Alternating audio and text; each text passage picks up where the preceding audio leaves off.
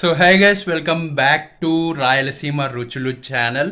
So ఈరోజు వచ్చేసి మన షార్ట్లో మనం ఏం చూపించబోతున్నాం మేమంటే పచ్చి టమాటాల పప్పు అయితే చూపించబోతున్నాం. రాయలసీమలో ఇది కూడా చాలా అంటే చాలా ఫేమస్, ఎస్పెషల్లీ ముద్దలో ఎక్కువగా తింటారు దీన్ని.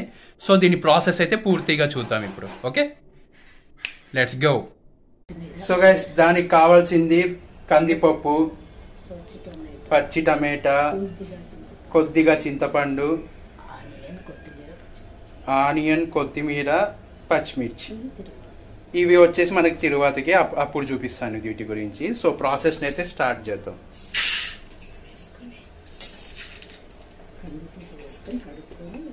సో ఇప్పుడైతే మనం కందిపప్పుని వాష్ చేసుకోవాలి.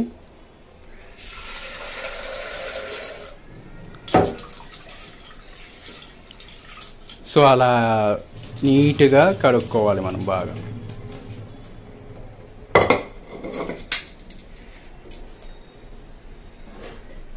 వాటర్ వేసుకోవాలి, 3 glasses ఆఫ్ వాటర్. తర్వాత ఆనియన్, పచ్చిమిర్చి, కొత్తిమీర ఇవి అన్నీ వేసేసుకోవాలి దాంట్లోకి. ఇప్పుడు కొంచెం కొద్దిగా పసుపు అయితే వేసుకోవాలి.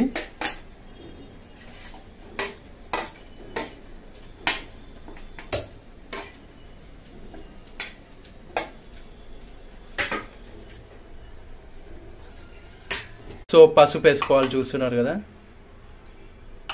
సో మనం బాగా కలుపుకోవాలి.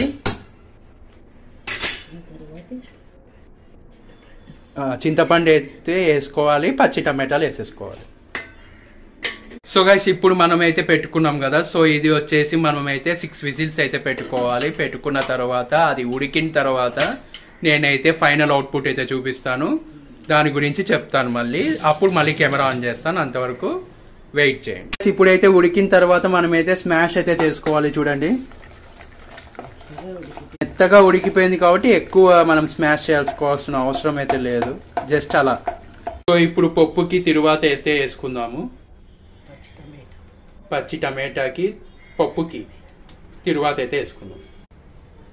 ఆయిల్ అయితే పోసుకోవాలి, జీలకర్ర, ఉద్దిపప్పు, గడ్డ, పచ్చిమిర్చి, కరివేపాకు ఇవైతే వేసుకొని మనమైతే ఇలా కలుపుకోవాలి. ఫైనల్ అవుట్పుట్ ఆఫ్ పచ్చి టమాటాల పప్పు చూస్తున్నారు కదా. So like and share and subscribe.